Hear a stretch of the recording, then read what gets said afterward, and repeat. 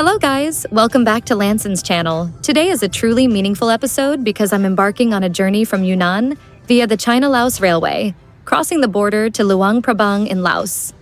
This is my first international trip through China's land border, and my heart is brimming with excitement.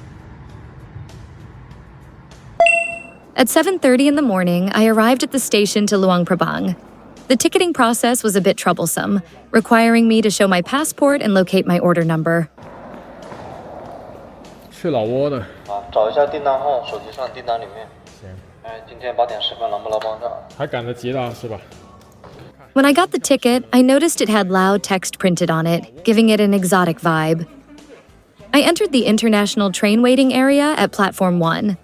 The station was orderly, and the punctuality and discipline of Chinese railways are their forte. Not a minute off, like military precision. While waiting, I observed that most travelers around me weren't backpackers, with very few women. Many seemed to be involved in cross-border e-commerce or working abroad in hard labor jobs. Backpackers made up less than a tenth of the crowd. This trip carries a lot of field research objectives for me. I hope to verify several things through this land border crossing journey. First, is Laos as relaxed, free, and spiritual as Western travel books often describe? Second, Chinese government has been bluffing China travel recently, claiming that Western tourists are floating back after pandemic. Based on my understanding of the CCP and my observations in Yunnan, I suspect this is largely propaganda. But written analysis alone isn't convincing, so I must capture real footage to validate my thoughts. Yunnan and Laos are separated by just a wall. What dramatic changes in societal atmosphere will I encounter after crossing it? Hey bro, where are you from? Israel. Yeah. So basically you see you are the only Western guy, Western face. How come you choose this chain? Oh no, I travel with my girlfriend. We just, nice. and then we just take the train because just for the experience. Your girlfriend's Chinese. That's cool, really cool. How do you feel about Songban? I don't like it, so I like it. It's okay. The food is okay. I thought you don't like the environment or the... No, it's okay. I like it. No, we've been traveling to China already many times. So how do you two guys meet each other? In Hong Kong. Yeah. I want to feel the experience, like from here to outside China. 那个乘务员小姐姐有起到两个作用，一个是给起到一个咨询的作用，教咱们怎么去通过陆路。It's like the border towns between the US and Mexico. One wall apart, yet the governance and vibe are absolutely different. I believe friends interested in geopolitics will appreciate this episode. As the train slowly started, the scenery outside was breathtaking, but my mind was grappling with deeper questions. This Yunnan trip made me realize I can connect more closely with ordinary Chinese people through a laid-back narrative, bypassing official political propaganda to showcase authentic grassroots life to audiences. This approach makes me feel like a modern-day Robin Hood, standing with the people and building a channel reputation that cares for them and challenges the regime. Previously, I made videos about Southeast Asia, debunking exaggerated claims from CCP about organ harvesting or the dangers of Southeast Asia. My style back then was confrontational, but this Yunnan trip taught me a new way to express myself. Through authentic experiences and direct grassroots conversations, I can dispel biases and convey warmth. This cross-border journey is a practice of that philosophy. I want to verify firsthand whether the other side of the wall is truly freer and whether it offers an alternative for ordinary people yearning to escape China's rat race culture. Upon arriving at border station, I opted for the more challenging visa on arrival instead of pre-ordering an e-visa. The exit process was a bit tricky, requiring a taxi to the China-Laos land border for visa processing, costing about 220 RMB. There were taxis and buses near the border, with reasonable prices. 这多少钱？20块钱一个人，10公里路的，打一起来，得了。我们现在走吧。你这个电话卡是多少流量？多少钱？这个51张30G 流量的，你要40给你，这个赚你5块钱，插进去就可以使用。我记得那边不是30块钱一张。那你们主要做什么工作？这里的人？割胶。割胶？我就想试一下这么过境。现场的盖章过去就交钱就行了，就这么简单。中国放你出的，还是会问一堆问题的。你是第一次出境吗？没从这边出过。第一次出境你出不了。问东问西啊，不让我上次坐飞机的时候，别人抓着我问了10分钟，就是出去干嘛？在哪个地方问你？在武汉的飞机口。那什么时候的事？去年11还问那么多，就又不是疫情。那你武汉那次是去哪里？中国人是维护中国人，他是对你的人身负责。签证的时候千万不要去拍照。那当然了。老挝那些火车站啊，不要去拍照，你一拍照你就准备了罚款。为什么？不为什么，给你提个醒，好幸运嘛。电子烟不要的，香烟、电子烟。你要抽烟，那你不行，那里不是中国啊！中国你随便到处拍，到处录，你那个当官那个死定了。越南你也不能乱拍，把它那既然都出国了，怎么不多出几天？看时间够，应该会多待几天；时间不够就马上回。待久不行，待久你就不想回来了。你要学的，你待久就要你的心态各方面就要跟着他们的思路走了，就改变你的思路，改变你的想法。哪些想法？让你不想回家的感觉，不想做事的感觉。国内是卷，在那边就躺平。在中国，老板不跟你说，你有时候都会加1-2个小时班，在那边你多加1-2个都不可能，到准点下班。比如说你车开到这了，他说我班了，明天早上，我跟你加钱不行，下班了，给你吃死你。我操！然后就是相当于恰当。肯定是得往前走了。看着办吧，这个我也是挺陌生的。咱应该往前走，它有他们的入境点的。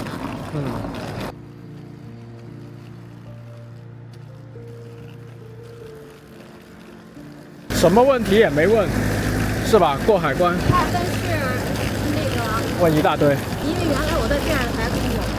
然后其实那是咱有10好几年、20年前了，后来我单位就变了。然后就问，原来同事我就很纳闷儿，你是10好几年前的工作单位，为什么还要问？那是什么原因呢？不知道，我觉得可能是不是你相关的行政会问的多一些。他们把我问的一愣一愣的，我说这玩意儿还得往前查多少代呢？对。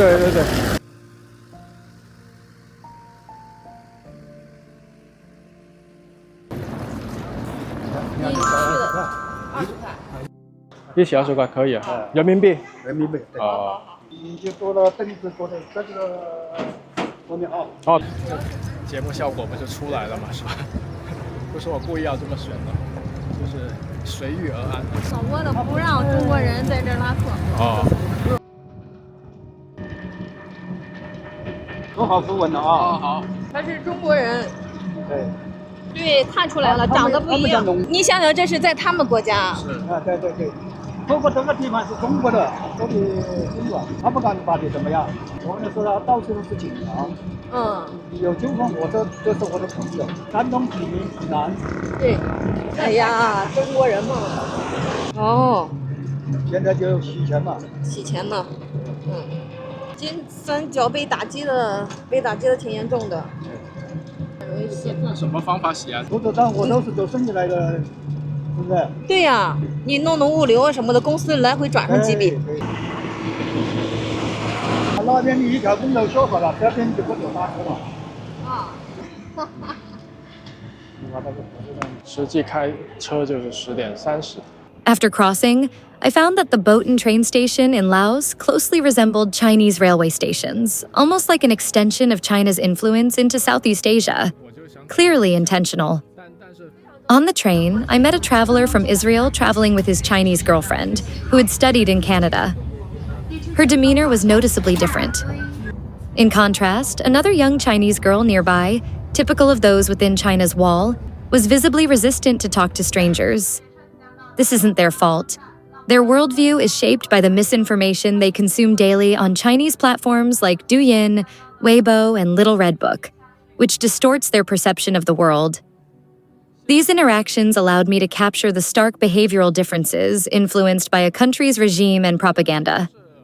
Recently, a mocking topic inside China claims that overseas Chinese smile more brightly because they kneel down to white people. I find this notion utterly absurd. Smiling is a cultural difference. People in the West often smile more apparently, while Chinese people tend to be more guarded in public due to heavy distrust. Describing it this way is objective. But many Chinese refuse to face this fact and instead frame bright smiling as negative, which is a pitiful excuse. Moreover, the Chinese government constantly portrays foreign countries as dangerous, creating a narrative conflict. If the West is so dangerous, why is there more kindness among strangers there than inside China? Through such comparisons, you can see how the information within the wall distorts people's perceptions, causing them to ignore these obvious contradictions. The train arrived at Luang Prabang station right on time at 12:15, with a comfortable 26 degrees Celsius outside. However, the commercial atmosphere around the station was quiet, with hardly any advertisements, showing that Laos's tourism potential remains largely untapped. There were no SIM card vendors at the station, so I had to head to the city center to buy one. A 10-gigabyte, 5-day tourist SIM card cost about $4 and required passport registration. The bus system was inefficient. Missing one bus meant a 3-hour wait for the next. So I paid 150,000 kip, about $6, for a taxi into town. In downtown Luang Prabang, I stayed near the Mekong River in an excellent location. The streets were bustling with motorcycles, full of life. But buying a SIM card was surprisingly difficult compared to China's convenience, revealing Laos's lagging telecom services. By the river, there was a free platform perfect for flying a drone, with couples taking photos nearby in a relaxed, pleasant atmosphere. Such scenes are rare in China, hinting at the differences just across the border. This journey is not just a physical crossing, but an exploration of lifestyles and perspectives. In the next episode, I'll continue sharing my experiences, highlighting the contrasts between life inside and outside China's wall. 你看这个平台还免费的呢，你看多好啊！你看旁边左右，上面有对情侣在拍，然后这些长的船，目前没有看到任何的客人。